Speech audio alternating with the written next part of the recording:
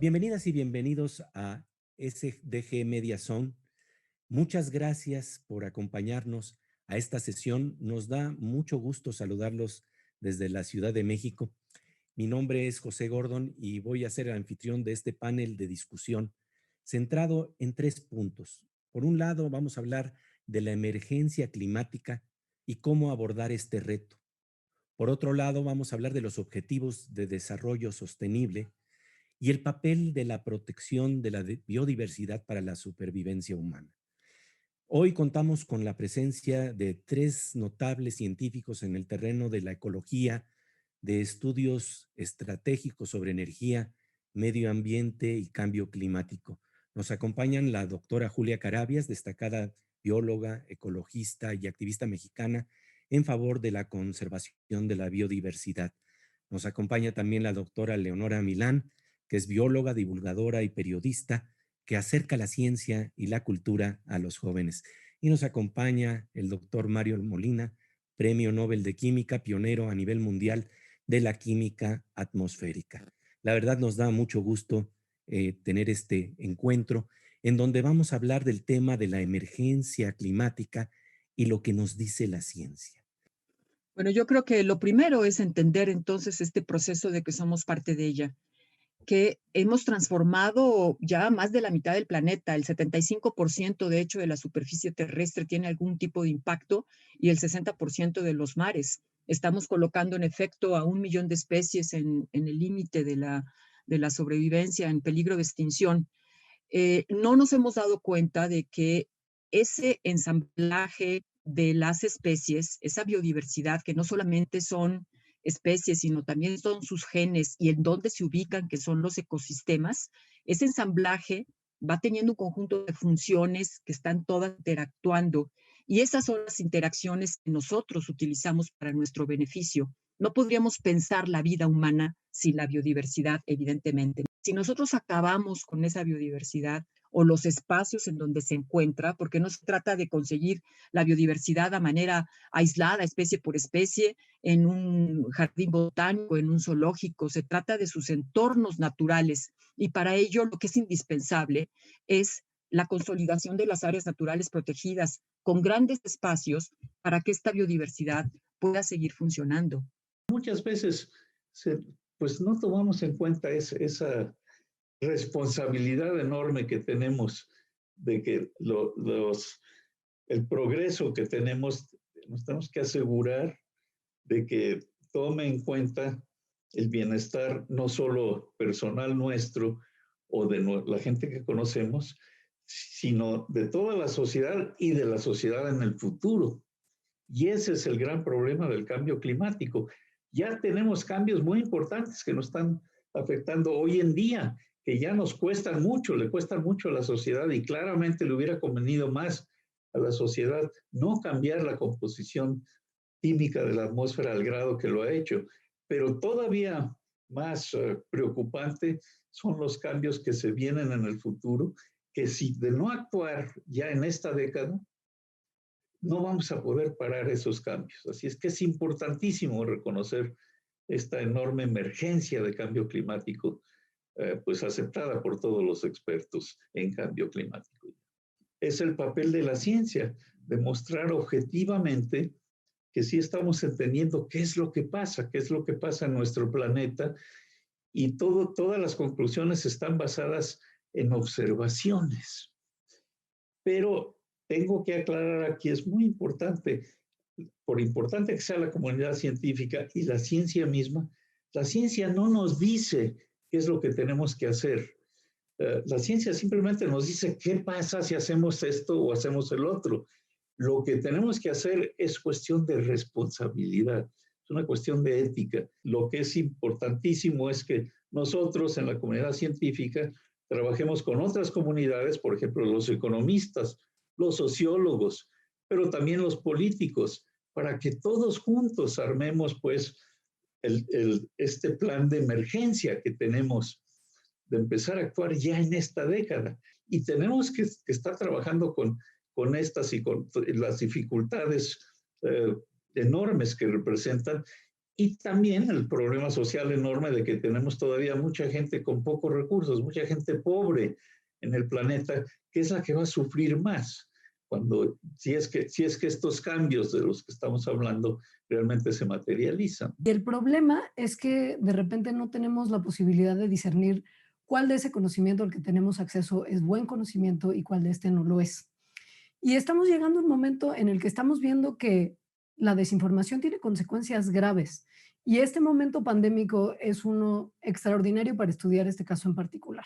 El caso de cómo el estar desinformado, consumiendo noticias falsas y compartiéndolas puede tener consecuencias prácticas en la vida de las personas. O sea, estamos viendo en este momento en particular que la desinformación es peligrosa, que la gente está teniendo mucho trabajo para discernir entre lo que es buena información y que no.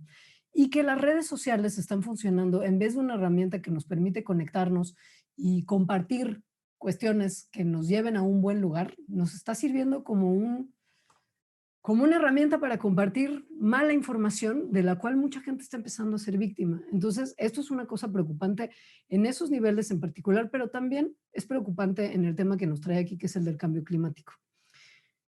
Muchos líderes mundiales y muchas personas que tienen también intereses más allá del bienestar de la humanidad y del planeta, han estado diciendo que la ciencia, que además tiene un proceso de comprobación mucho más estricto, que tiene protocolos para asegurarnos de que lo que se da a conocer se sostiene y que es conocimiento que en este momento puede responder a las preguntas que nos estamos haciendo en un momento dado.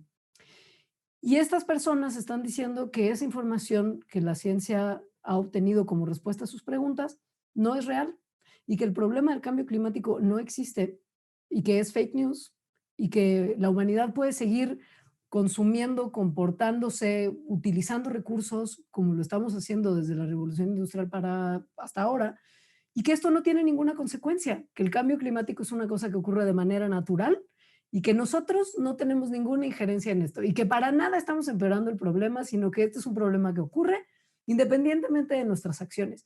Y esto tiene consecuencias súper fuertes, porque estamos viendo cómo se están retrasando las acciones que se tienen que tomar a nivel global y el problema del cambio, de la emergencia climática en realidad avanza y no estamos tomando las decisiones concretas para frenarla.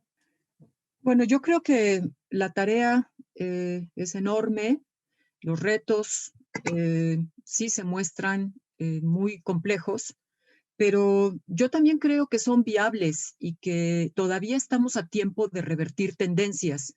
Por supuesto que tiene que haber cambios muy profundos, sobre todo en la voluntad de los gobernantes y en una sociedad organizada que esté clara, con información adecuada y que esté empujando hacia ese horizonte. No solamente que presione por el cumplimiento de las agendas que nos hemos trazado, sino también que se sume con su fuerza y con su energía, que es bárbara. El valor de la ciencia la tenemos que volver a posicionar. No solamente se niega la ciencia, como lo ha dicho Eleonora y el doctor Molina, sino también se desdeña. Se puede reconocer que existe, pero como que eso es tema de otros. El asunto de los políticos es tomar decisiones. Y si no se toman las decisiones basadas en el conocimiento científico, las decisiones no van a tener la certeza como si sí se toman con ese conocimiento. No es que el conocimiento científico vaya a resolverlo, es que la decisión en base al conocimiento científico va a poder tomar la ruta correcta. Creo que en términos de cambio climático la agenda está muy claramente planteada. Es necesario que el crecimiento económico de nuestros países, y mucho más claro ahora en torno a lo que hemos vivido con la pandemia, en donde el desempleo y la pobreza se está agudizando, este crecimiento económico tiene que lograrse, tiene que generarse empleos, pero tiene que desacoplarse del consumo de una energía contaminante, desacoplarse del consumo de los hidrocarburos para darle el paso ágil y contundente a las energías renovables. Tenemos que cambiar nuestras formas de movilidad. Tenemos, en la materia en la que yo me he desarrollado más, atender profundamente el tema del cambio de uso de suelo, en donde todavía en tantos países se utiliza la roza y tumbe quema, que implica la tala de los bosques y de las selvas con fuego. Esto genera gases de efecto invernadero, pero también reduce los sumideros de la captura de carbono. Y eso está vinculado estrechamente a lo que comentábamos al inicio de la pérdida de los ecosistemas y, por lo tanto, la caza de la flora y de la fauna y de todos los organismos vivos. Entonces, ese tema de el cambio de uso de suelo ordenado y evitando ya ampliar la frontera agropecuaria para hacerla mucho más eficiente en espacios menores, en donde además se desarrollen con los procesos productivos que existen y se conocen, que disminuyen la contaminación, tratando de evitar lo más posible el consumo de los agroquímicos. Esto va a ser una ecuación positiva que puede contribuir a disminuir ese 20% de la generación de gases de efecto invernadero que contribuye fuertemente al problema de cambio climático. La educación moderna tiene que consistir en que los niños y los jóvenes entiendan lo que están aprendiendo, que aprendan a razonar. Y también tienen que aprender esto, pues sobre todo ya a nivel universitario, los estudiantes, cómo seguir aprendiendo, encontrar soluciones y poder distinguir, por ejemplo, de lo que hay en las redes sociales, pues qué es lo que es simplemente un invento o algo equivocado y contrastarlo con lo que está basado en conocimientos científicos. Los científicos tenemos que trabajar con los economistas aquí y también con los sociólogos, etcétera, para hacer planes ya muy específicos, cómo podemos cambiar a las prácticas de la sociedad para seguir teniendo electricidad, para seguir teniendo la calidad de vida que tenemos, pero ya sin usar combustibles fósiles, sin usar carbón, sin usar petróleo. Y eso sí se puede hacer si todos trabajamos juntos.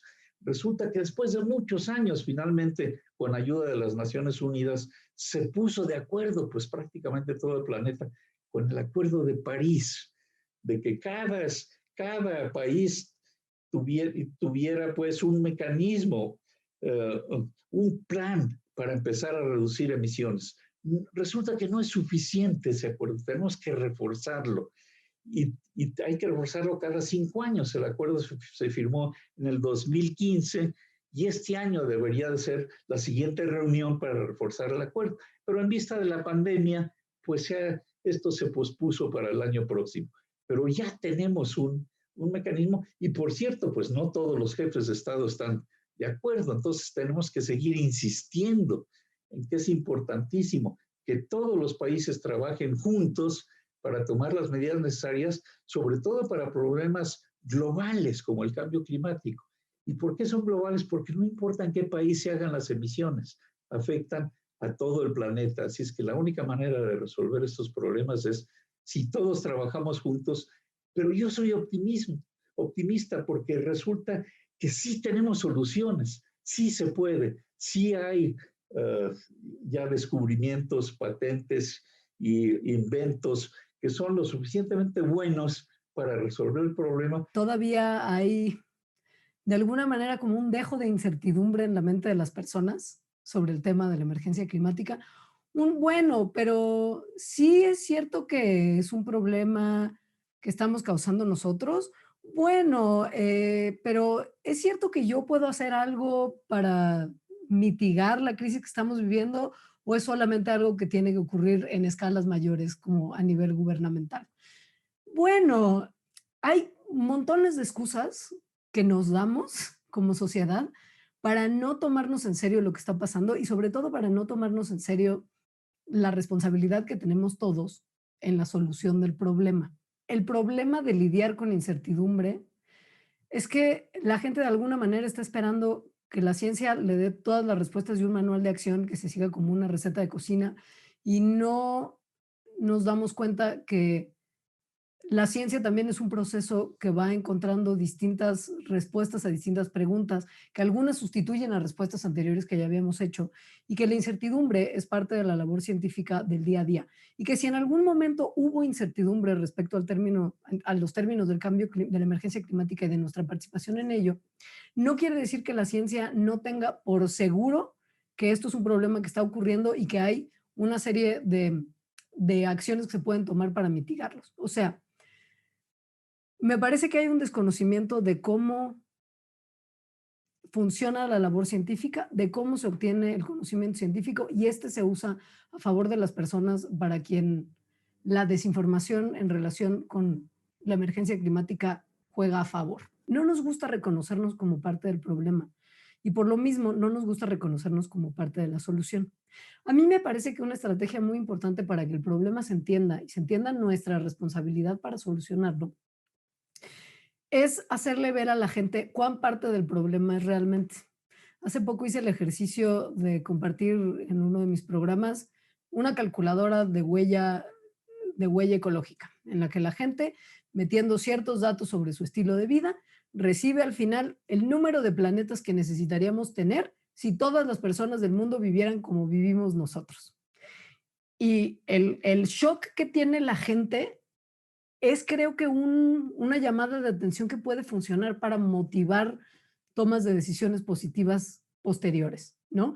El entender que si yo, Leonora, que tengo en mi mente un estilo de vida muy congruente con todas las cosas que pienso y entiendo sobre la emergencia climática, necesitaríamos una tierra y media para sostener mis hábitos de vida, es como, wow, ¿no? Pues tengo que empezar a trabajar más en esto y a ver cómo logro yo además presionar a tomadores de decisiones para contribuir más en las cosas que yo quizá en mi estilo de vida no puedo mitigar. Eso ayuda, pero también ayuda lo que decía también el doctor Molina, que es un poco la el replanteamiento de la educación desde niveles muy básicos para que se pueda desarrollar un pensamiento crítico y la gente pueda reconocer el conocimiento científico como una forma legítima de conocimiento y reconocer las recomendaciones de la ciencia como legítimas también, que de repente es una traba con la que nos enfrentamos muy fuerte al momento de comunicar ciencia y comunicar problemas tan grandes como la emergencia climática.